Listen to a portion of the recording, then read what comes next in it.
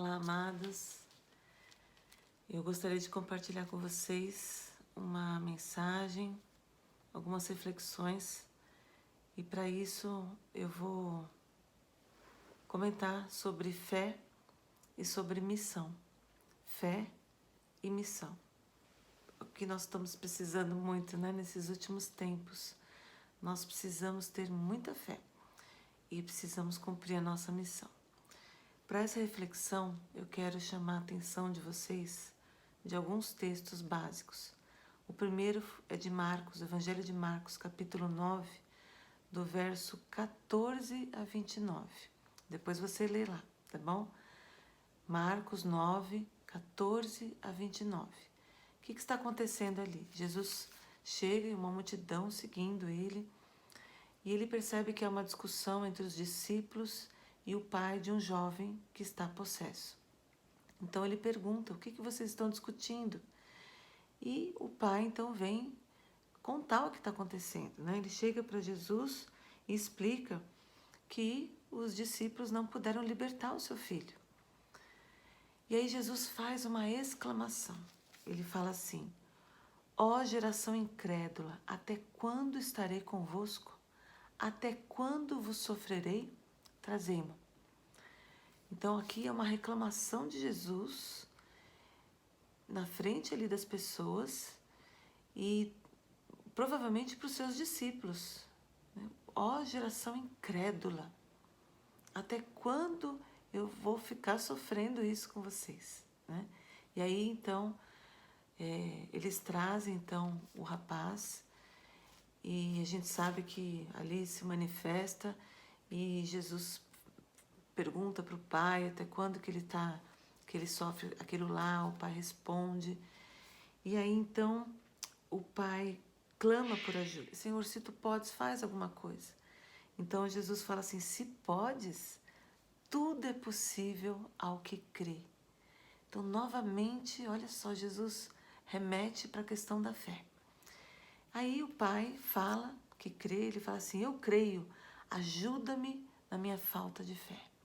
Eu creio, ajuda-me na minha falta de fé. É como se ele falasse assim: olha, eu creio até um certo ponto, mas eu sei que eu preciso de mais fé. Esse pai é sincero. E nós também precisamos ser sinceros, né? Quantas vezes a gente precisa disso? A gente fala que crê, mas na hora do vamos ver, titubeia. Então esse pai se abre diante de Jesus nesse sentido, e aí Jesus repreende aquele espírito mudo e surdo, sai desse jovem, né? E aí vai a cura ali, a libertação acontece. Mas depois os discípulos então perguntam para Jesus: Senhor, por que a gente não conseguiu expulsar? Marcos 17, que também vai falar sobre esse episódio, mas ele vai falar algo a mais que nesse texto de Marcos não fala. Então no texto de Mateus 17, verso 20, ele responde: por causa da pequenez da vossa fé.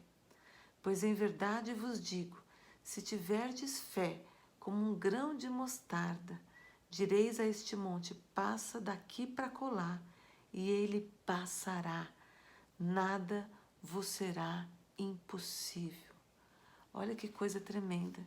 Como Jesus responde ensinando para os discípulos por causa da pequenez da vossa fé. Ou seja, nós temos que aumentar a nossa fé.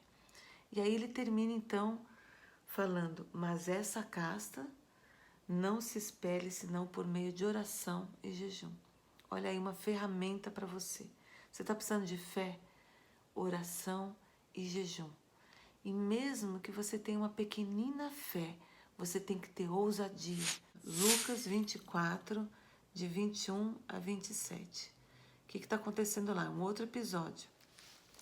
Jesus está caminhando com os discípulos que estão indo para Emaús. Só que esses discípulos, eles não perceberam que era Jesus que estava ali do lado deles.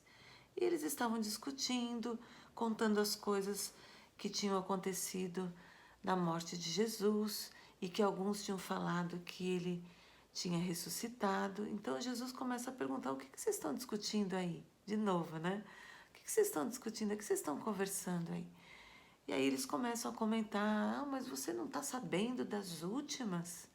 Você não está sabendo daquilo que aconteceu com Jesus de Nazaré, que foi morto pelos que os sacerdotes mandaram matar, que aconteceu isso, que aconteceu aquilo. E aí Jesus então começa a descrever para eles as escrituras, falando assim, olha, mas convinha que isso acontecesse. Vocês não lembram disso, disso, disso? Então Jesus vai discorrendo ali a palavra de Deus, contando todas as profecias para aqueles discípulos, para eles entenderem. Mas aqui eu queria também chamar a atenção de vocês, porque no meio disso tudo, quando esses discípulos estão querendo entender o que acontece, Jesus também reclama da incredulidade deles. Ele fala, honestos e tardos de coração, para crer tudo o que os profetas disseram. Então Jesus aqui, ele faz uma repreensãozinha, né, para esses discípulos ali. E os discípulos não sabiam que era Jesus. Esse homem que começou a caminhar com eles, fala assim, olha, vocês estão tardios para crer nas Escrituras. Olha só, tem isso, tem isso, tem isso. E ele vai discorrendo todas aquelas profecias até que chega no lugar que eles tinham que se despedir. Eles falam assim, olha, está tarde, você não quer ficar conosco?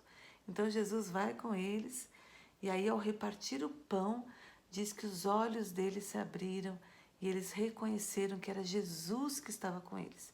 E aí Jesus desaparece.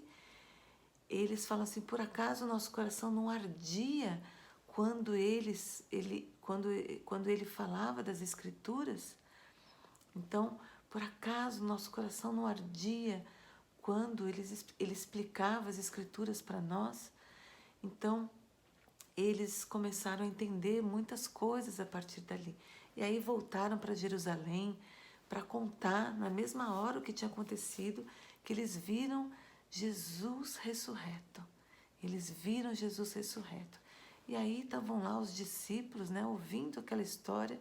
O próprio Jesus naquela hora apareceu para eles. E aí ficaram todos, né, atônitos. O que nós estamos vendo? Né? Será que é um espírito? Será que é Jesus mesmo? E aí Jesus mostrando, olha só, eu não sou um fantasma, não sou um espírito, está aqui, sou de carne e osso, e eu vim aqui, estou ressurreto. Vocês têm alguma coisa aí para comer? E aí eles comem, então, com Jesus, e Jesus então se mostra a eles, né? É muito interessante ver que o Senhor, Ele está mostrando o poder dEle de cura, o poder dEle de ressurreição, o poder dEle que é possível para todo aquele que crê. Possível para todo aquele que crê. E aí eu quero então continuar um pouco mais essa reflexão, que eu fiquei aqui com uma coisa, gente, eu fiquei pensando aqui ainda no texto de Lucas, quando ele vai terminando ali o capítulo, no verso 50, diz assim, que então Jesus os levou para Betânia e erguendo as mãos os abençoou. Aconteceu que quando os abençoava, ia se retirando deles, sendo elevado para o céu. Então eles, adorando-o, voltaram para Jerusalém, tomados de grande júbilo. Aí, gente, eu fiquei pensando, olha só, Jesus estava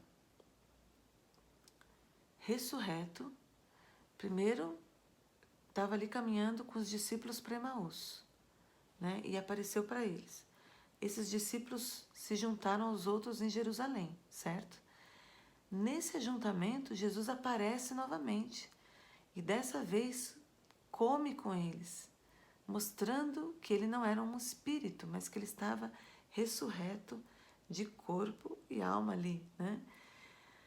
E logo em seguida, Jesus vai para Betânia, leva eles para Betânia, Aí eu fui pesquisar, falei, mas por que Jesus não ascendeu, não subiu ao céu ali mesmo em Jerusalém? Que coisa! Eu fiquei, Senhor, por que é isso, né? Fiquei naquilo indagando, peguei ali as escrituras, comecei a ler daqui a colar para ver o que aconteceu, por quê? E nesse evangelho de Lucas, então, fala que ele foi para Betânia com eles. Jesus vai para outro lugar para ascender aos céus. E eu fiquei me perguntando, Senhor, mas por quê? Por que isso? E me vinha muito claramente essa passagem aqui, gente. Olha, vê comigo. No final de Marcos, quando Jesus está, então, aparecendo aos seus discípulos, ele dá a missão para eles. Ele fala, ide por todo o mundo e pregai o evangelho a toda criatura. Quem crer e for batizado será salvo. Quem, porém, não crer será condenado. Esses sinais hão de acompanhar aqueles que creem. Em meu nome expelirão demônios, falarão novas línguas, pegarão em serpentes, e se alguma coisa mortífera beberem, não lhes fará mal. Se impuserem as mãos sobre os enfermos, eles ficarão curados. Então, olha só, você percebe? Jesus dá uma missão, ide por todo mundo. Jesus está em Betânia, falando para os discípulos a missão deles. E depois ele ascende aos céus. Ele ascende aos céus. Mas antes ele fala, então, sobre missão e sobre você vai estar no centro da vontade de Deus. Os sinais vão acompanhar aqueles que creem. Você vai fazer a missão do Senhor que Deus chamou você para fazer. Isto é fé, obediência, isto é fé e missão daquilo que nós temos que fazer. Gente, isso é tremendo. Eu espero que isso fale com você, porque falou comigo. Eu estava aqui, Senhor, mas por que o Senhor já não voltou, não fez tudo ali em Jerusalém? Precisou ir para Betânia, precisou ir para outro lugar, mostrar para eles, olha, é isso, aonde vocês forem, vocês têm o ID, aonde vocês forem, vocês vão levar o meu nome, aonde vocês forem, não é só em Jerusalém, não, é em todos, até os confins da terra. Você está preparado com esta fé para proclamar o teu evangelho. E aí você fala assim, bom, mas eu estou confinado em casa, eu estou na minha quarentena. Não importa. Leia, coma dessa palavra, fale, estude isso.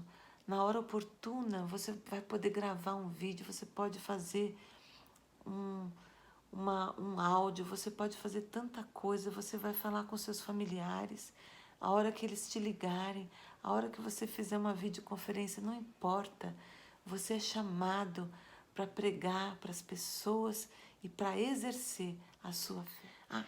Só tem mais uma coisa aqui que eu queria compartilhar com vocês. É o Salmo 67.